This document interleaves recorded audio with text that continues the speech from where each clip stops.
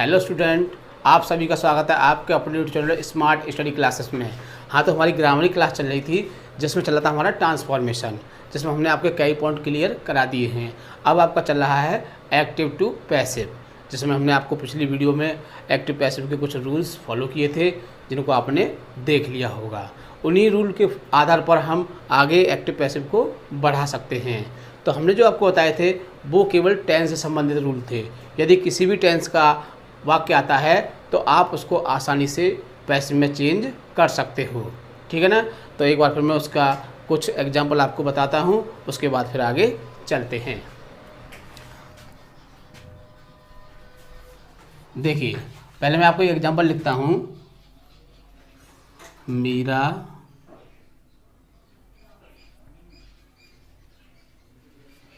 Goes to the school, ठीक है। ये आपके सामने एक सेंटेंस दिया हुआ है। हम नहीं जानते कौन सा टेंस है, कौन सा ये वो है, लेकिन हमारे सामने लिखा हुआ है। हमें क्या करना है, इसका पैसिव करना है। क्या करना है, इसका पैसिव में बदलना है। तो हमने आपको बताया था कि ऑब्जेक्ट को सब्जेक्ट बनाते हैं। तो ऑब्जेक्ट क्या है आपका, इसमें बताइए, द स्कूल। तो द स्कूल पहले आ जाएगा आपका, ठीक है। दूसरे नंबर पर क्या आता है, रूल आपको याद होगा लेकिन फिर भी मैं लिख दे रहा हूँ आपको। पहले क्या आता है, ऑब्जेक्ट आता है, फिर एच वी आती है, फिर वर्ब की थर्ड फॉर्म आती है, फिर अदर वर्ड आता है, और फिर बाई, और फिर सब्जेक्ट। इस तरह से हमारे जो टेंस के वो होते हैं असर्टिव, इस तरह से बनते हैं, ठीक है ना। तो हमको अगर ये रूल याद है तो हम आसानी से उसको बदल सकते हैं। तो पहले क्या है, देखो इसमें ऑब्जेक्ट है तो हमने इसमें ऑब्जेक्ट लिख दिया। फिर क्या आ रहा है, एच वी। देखो हमने एच वी के लिए आपको एक सारणी लिखाई थी ना। उसमें हमने देखो एक तरफ लिखी थी एक्टिव लिखा था, दूसरी तरफ पैसिव लिखा था। तो उसमें हमने एक वर्ड लिखा था एस या ई एस। क्या लिखा था, एस या ई एस या फिर डू डज। तो एस या ई एस या डू डज दिया हो वर्ब में तो किसका प्रयोग करते हैं, इज आर एम का प्रयोग करते हैं एज ए ऑब्जेक्ट। किसके अनुसार, ऑब्जेक्ट के अनुसार। ऑब्जेक्ट हमारा सिंगुलर है, मतलब एक वचन है, तो क्या करेंगे, इज लगा देंगे, ठीक है। यहाँ तक कोई दिक्कत तो नहीं है। फिर आपके बाद क्या है, वर्ब की थर्ड फॉर्म गोज। गो हमारी इसमें वर्ब है और थर्ड फॉर्म गो की क्या होती है, गॉन। टू इसके साथ आ जाएगा। अदरवर्ड इसमें कुछ है नहीं, कोई बात नहीं। फिर क्या आगे, बाई। हमने बाई लिख दिया, ठीक है। बाई के बाद देखो क्या आ रहा है, उसमें सब्जेक्ट आ रहा है। क्या आ रहा है, सब्जेक्ट आ रहा है। तो सब्जेक्ट क्या हमारा इसमें, मीरा, ठीक है। इस तरह से हमारा ये चेंज हो गया पैसिव में। यदि आपका नेगेटिव होता है तो भी आप उसको ऐसे बदल सकते हो, जैसे I am not drinking the milk. देखो नेगेटिव सेंटेंस है, कोई परेशानी नहीं है। उसमें क्या है, जैसे वो रूल है वो सेम इसी हिसाब से रहेगा। क्या बढ़ा है आपका, इसमें नॉट बढ़ गया है तो पैसिव में अभी हमारा सिर्फ नॉट बढ़ जाएगा। तो बनाते हैं इसको। देखो ऑब्जेक्ट क्या है इसमें, the milk. The milk passive करना है ना इसका, ठीक, द मिल्क। फिर क्या आएगा, देखो एच वी आ रही है। एच वी क्या है, इसमें एम दिया हुआ है, ठीक है। और हमने क्या बताया था, जब एज आर एम दिया हो तो किसका प्रयोग करते हैं, is being, are being, am being का प्रयोग करते हैं। मिल्क के अनुसार इज आना चाहिए तो क्या लगाएंगे, इज। लेकिन नॉट दिया हुआ है तो पहले क्या आएगा, नॉट आ जाएगा, फिर आपका बीइंग आ जाएगा।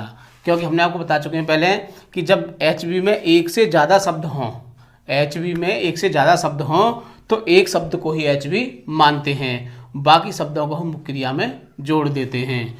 तो हम केवल इज को ही एच वी मानेंगे और इज के बाद ही हम नॉट लगाएंगे। बीइंग का आएगा इसके बाद में आएगा। फिर आगे कुछ और है इसमें, वर्ब की थर्ड फॉर्म ड्रिंक, ड्रंक, ठीक है। ड्रंक थर्ड फॉर्म आ गई। पैसिव में हमेशा थर्ड फॉर्म आती है, चाहे कोई भी कंडीशन हो, आप पैसिव में हमेशा थर्ड फॉर्म ही लगाओगे। The milk is not being drunk by. क्या है सब्जेक्ट हमारा, आई।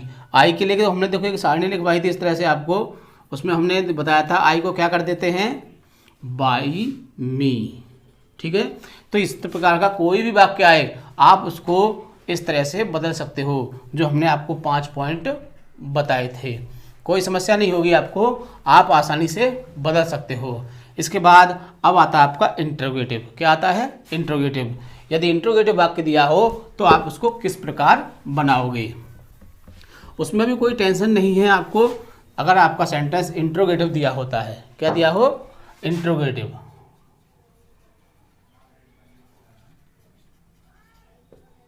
जब आपका वाक्य इंट्रोगेटिव दिया हो तो पैसिव में भी वो उसकी फॉर्म इंट्रोगेटिव ही होगी।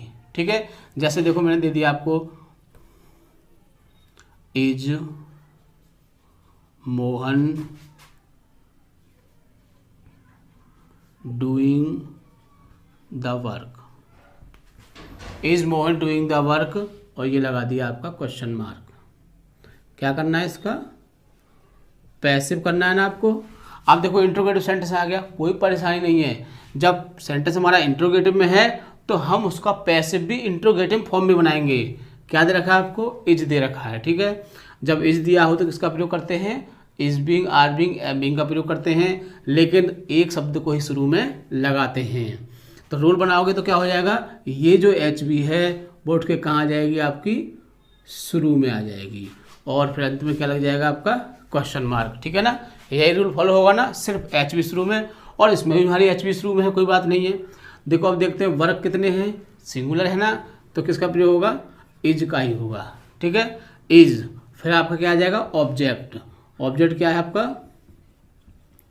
The work. ठीक है, इसके बाद क्या है कि जब इज दिया हो तो हम एच बी क्या लगाते हैं, आपका इज बीइंग लगाते हैं। तो बीइंग बच गया ना, बच गया हमारा, तो बीइंग हम यहाँ लगा देंगे। यदि आपको वो जो हमने सारणी लिखवाई थी, अगर आपको वो अच्छी तरह से लर्न है तो आप आसानी से ऐसे वाक्यों को बदल सकते हो। ठीक है, बीइंग आ गया, फिर वर्ब की थर्ड फॉर्म आएगी आपकी डन, और फिर वाई जो आपका सब्जेक्ट है उसको लिख लीजिए, क्या बनाओगे उसको, ऑब्जेक्ट क्या लिख दोगे, मोहन, और फिर अंत में लगा दोगे क्वेश्चन मार्क। तो इस तरह से आप इंट्रोगेटिव सेंटेंस को भी आसानी से बना सकते हो। ये था आपका फर्स्ट इंट्रोगेटिव। अगर डबल का आता है तो उसमें अभी कुछ नहीं बदलना आपको, क्वेश्चन वर्ड शुरू का शुरू में रहेगा, सिर्फ आपकी एच बदलेगी, ऑब्जेक्ट को सब्जेक्ट, वर्ब की थर्ड फॉर्म, कुछ नहीं है। देखो एग्जाम्पल से बना के दिखाते हैं आपको, why are you going to Agra. देखो मैं इजी सेंटेंस क्यों लेता हूँ, क्योंकि इजी सेंटेंस से समझ में अच्छी तरह से आ जाता है। ऐसी की जगह थोड़ा हार्ड ले लो, कोई फर्क नहीं पड़ता है, सिर्फ क्या है पहचानना ही तो है हमको, ऐसी कोई बात नहीं है। तो देखो शुरू में क्या दे रखा है, इसमें वाई दे रखा है, तो इंट्रोगेट डबल इंट्रोगेटिव हो गया ये। तो हमें इस बात से कुछ भी लेना नहीं है। अगर क्वेश्चन वर्ड आया है तो इस रूल में भी क्या हो जाएगा, आपका क्वेश्चन वर्ड लग जाएगा, बस ये इसका रूल हो गया अब। ठीक है ना, तो पहले क्वेश्चन वर्ड आ जाएगा आपका, क्वेश्चन वर्ड जो दिया है हम वही लगाते हैं, अपनी तरफ से ना कुछ जोड़ते हैं ना कुछ घटाते हैं। तो भाई का भाई आ गया। अब इसमें क्या दे रखा है, आर आ रहा है ना, लेकिन हम क्या देखेंगे, इसका ऑब्जेक्ट क्या है, आगरा। तो आगरा के हिसाब से क्या आना चाहिए, इज आना चाहिए। ठीक है ना, वाई इज आगरा। ठीक है, अब देखो इसमें आर दिया हुआ है, और आर के साथ क्या होता है, इज बीइंग, आर बीइंग आता है, नहीं आता है, तो क्या लगा देंगे, फिर इसमें बीइंग लगा देंगे, कोई दिक्कत तो नहीं है। ठीक, फिर वर्ब की थर्ड फॉर्म देखो आ जाएगी गॉन टू, और फिर वही वाई, और फिर जो आपका क्या है सब्जेक्ट उसको लिख दीजिए, यू का तो यू ही रहता है।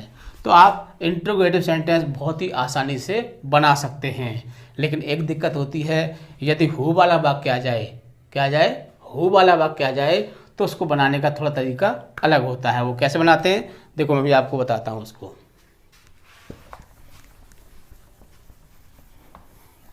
हु वाले में क्या होता है कि हम कह सकते हैं कि जब वाक्य के शुरू में हु दिया हो, क्या दिया हो, हु दिया हो, हु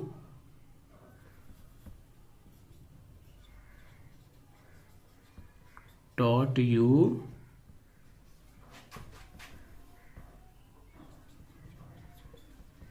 इंग्लिश। देखो इंट्रोगेटिव सेंटेंस है और क्या दिया है, शुरू में हो दिया है, तो इसका नोट में लिख सकते हो, जब वाक्य के शुरू में हो दिया हो तो उसका पैसिव बनाने के लिए वाक्य के शुरू में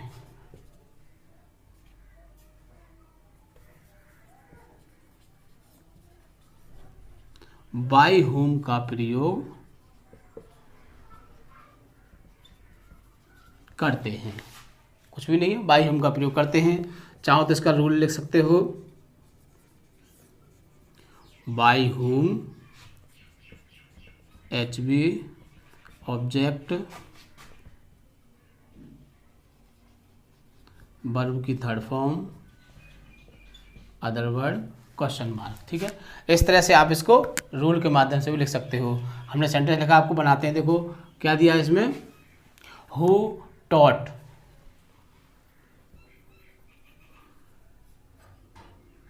TOUGHT, टॉट है ना। टॉट मीन्स टीच की सेकंड फॉर्म होती है, टॉट मीन्स पढ़ाना होता है। हु टॉट यू इंग्लिश, तुम्हें इंग्लिश कौन पढ़ाता है, तो हमको क्या देखना, हु आ गया। और जब हु आए तो किसका प्रयोग करते हैं, बाय हुम का, तो लगा देंगे बाय होम। फिर HV आ जाएगी। देखो जो पास्ट इंडेफिनिट है, और पास्ट इंडेफिनिट किसका प्रयोग करते हैं हम, बाज वर्ब का प्रयोग करते हैं। हमने बताया था कि सेकंड फॉर्म दी हो या डिड दिया हो तो बाज वर्ब का प्रयोग करते हैं। तो क्या लगाएंगे इसमें, वाज लगाएंगे। लेकिन हमने वाज का प्रयोग किया है तो पहले क्या लेंगे, हम इंग्लिश लेंगे, क्योंकि इंग्लिश हमारा सिंगुलर है। तो बाय होम वाज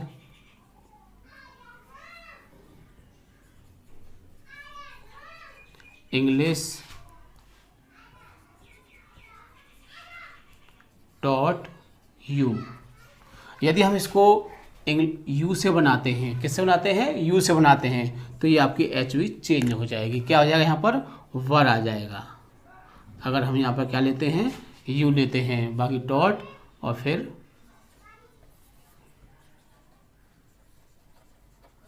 तो इस तरह से आप इसको बना सकते हैं। एक और वाक्य हम आपको बताएंगे, हु इज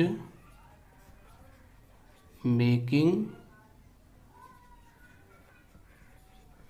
ए नॉइज, मतलब शोर कौन कर रहा है। ठीक है, शोर कौन कर रहा है, तो क्या लगाएंगे शुरू में, बाय हूँ। ठीक है, फिर आपका इज आ जाएगा।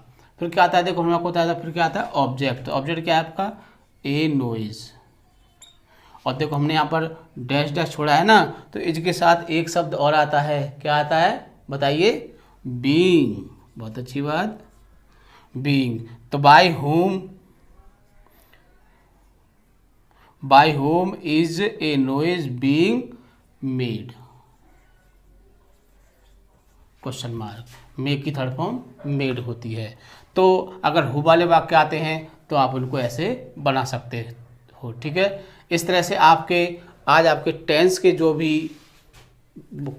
वाक्य थे वो ख़त्म हो चुके हैं। इसके बाद आपके आएंगे मॉडर्न वर्ब के आएंगे, इम्पेरेटिव के आएंगे, और कुछ अदर रूल होते हैं उनको भी हम बताएंगे जो एग्ज़ाम में अक्सर आ जाते हैं। ठीक है, तो आप इसको देखोगे। जय हिंद, जय भारत।